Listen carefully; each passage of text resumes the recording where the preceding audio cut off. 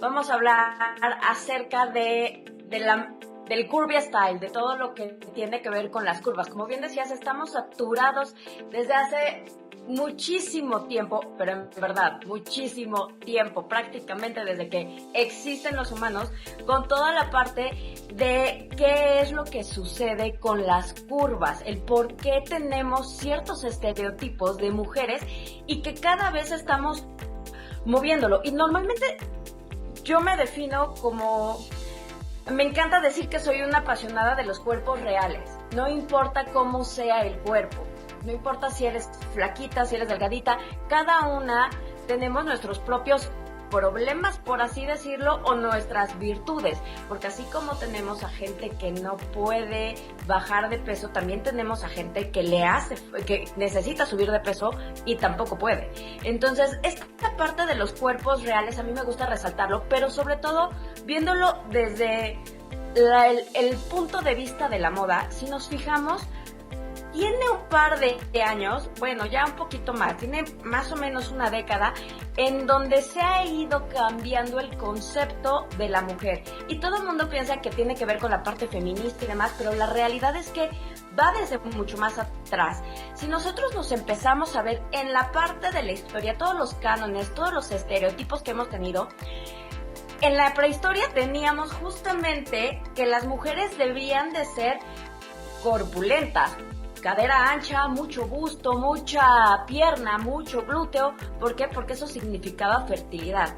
Y entonces, en aquella época lo que se buscaba era poblar al mundo. Conforme fue pasando el tiempo, en la época barroca, se pronunciaban todavía más las curvas y se resaltaban.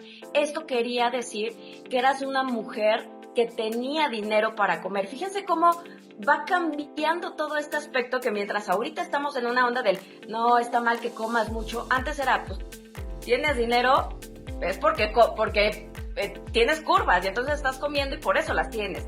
Pero conforme fue pasando el tiempo, por ahí de la época victoriana y mucho más entrando el siglo XX, nos encontramos con que tanto la moda como la parte de la sociedad como tal empezaron a sexualizar a la mujer y a verla como una herramienta de compra y de consumo. ¿A qué me refiero? Compraban muchos vestidos, compraban muchas telas y entonces necesitaban hacer siluetas justamente que se adaptaran para la compra de todos estos productos. Y entonces nos encontramos con las Gibson Girls y la famosa figura S. Este momento ya nos empiezan a marcar otro tipo de silueta en donde seguimos siendo curvas. Fíjense cómo la parte de los hombros y del busto se resalta y después nos vamos con las caderas. Pero aquí ya empieza un cambio. Mientras en el barroco, entre más ancha estuviera la cintura, era mejor. Aquí ya teníamos una onda como más de marcar la cintura para que resalte los otros atributos.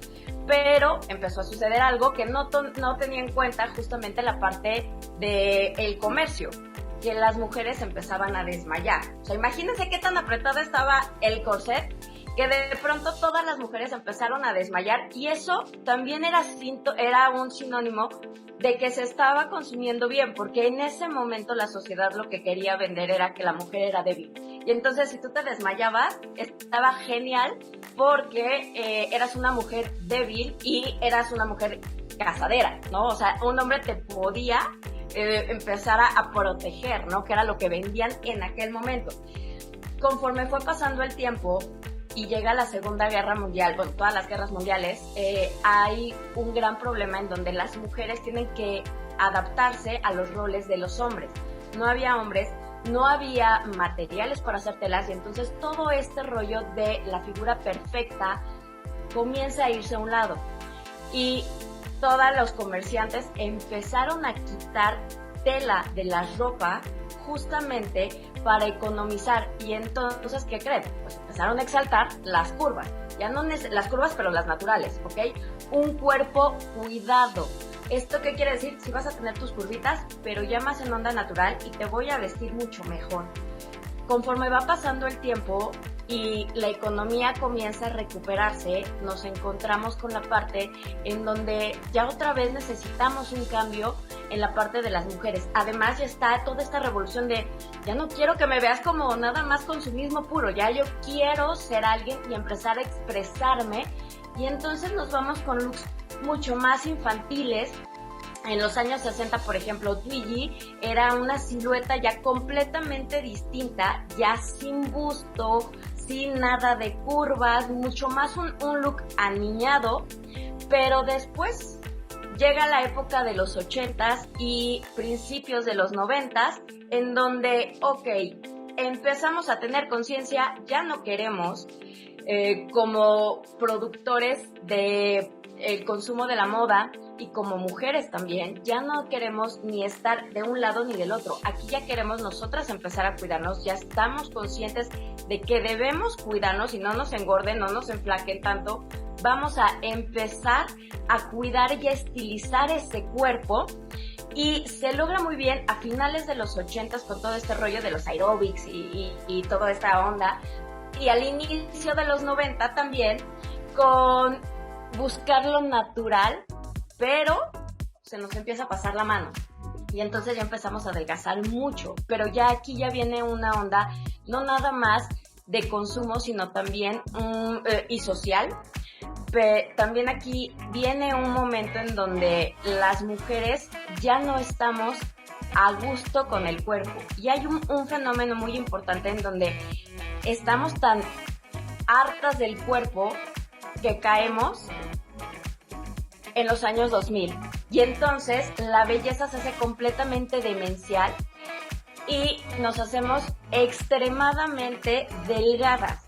Aquí es en donde se hace un parteaguas enorme, porque si se fijan, de pronto estábamos entre que sí, que la curva, no la curva, pero sí nos cuidamos, pero adelgazamos, pero a lo mejor comemos mejor, a lo mejor consumimos más o menos.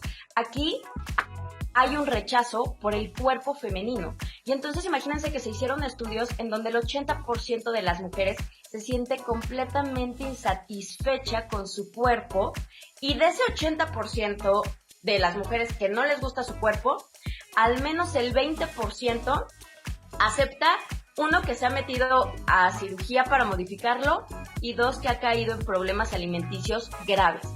La época del 2000 es el gran auge de el trastorno físico, en específico de las mujeres, en donde caemos en la bulimia y en la anorexia, y entonces rechazamos cualquier tipo de curva. No tiene que ver nada con el ejercicio. Nos empezamos a hacer cirugías justamente para bajar de peso, y bueno, todas conocemos las historias fatídicas, no sé en Colombia, pero acá tenemos un caso sonadísimo que a mí me da risa, y no, porque risa de la persona y de cómo se trató, más no de lo que le sucedió, que tiene que ver con Lucha Villa.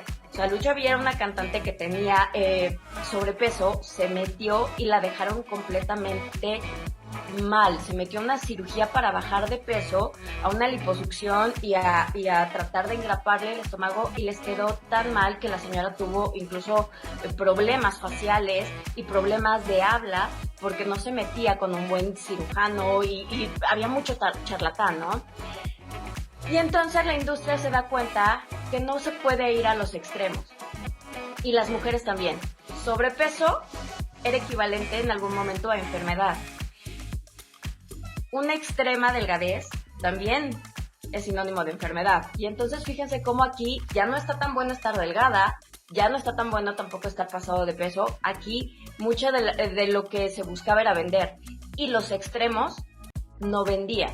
Y entonces comienza a haber una campaña importantísima en el 2015 que se llama justamente Belleza Real, en donde todas las marcas, bueno, no todas las marcas, grandes marcas, empiezan ya a apostarle mucho más a la gente con curvas reales, ¿ok?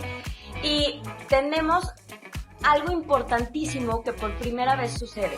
Un diseñador del Posto, justamente en uno de sus pasarelas, en lugar de utilizar a estas modelos esqueléticas a las que toda la industria y toda la gente estábamos acostumbrados, utiliza a una mujer curvy y entonces comienza a romper paradigmas de está bien que tengas curvas, lo que yo te quiero es vestir para que estés sana y para que te aceptes. Y además de eso, empezó en el 2015, también 15-16, una plataforma ya con las redes sociales, bueno, más que con las redes sociales, con el uso del internet, que tenía que ver con, como país, cómo debería de ser el cuerpo o cómo es el cuerpo de cada mujer y de cada región.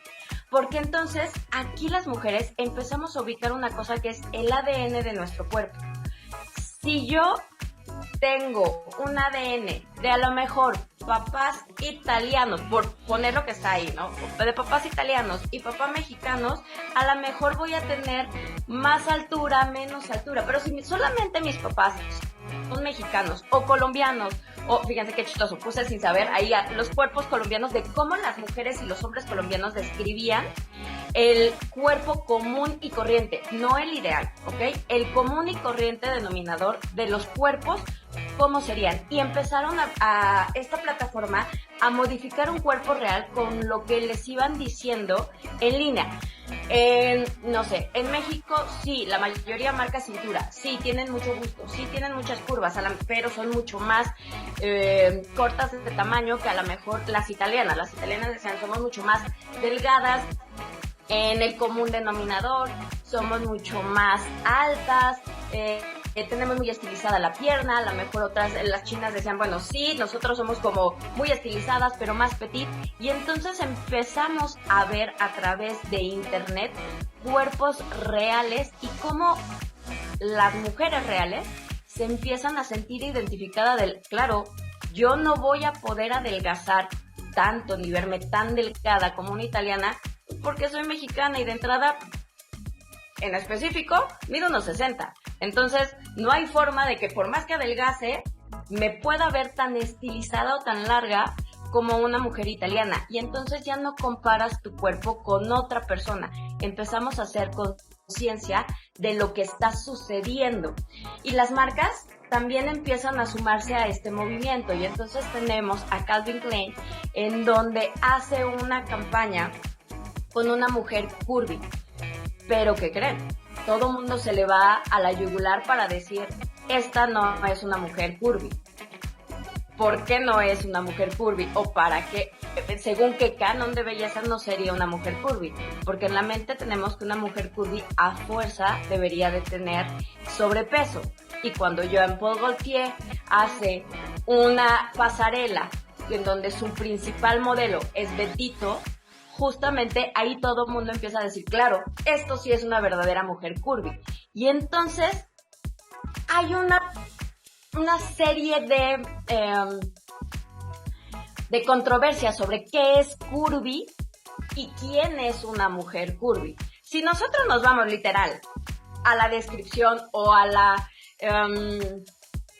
al texto como tal de qué es una mujer curvy, una mujer curvy como tal, en definición, es el término que comúnmente se utiliza para definir a mujeres con cuerpos curvilíneos, ¿ok? No estamos hablando de tallas, ¿ok? No estamos hablando de peso, hablamos de cuerpos curvos. ¿Esto qué quiere decir?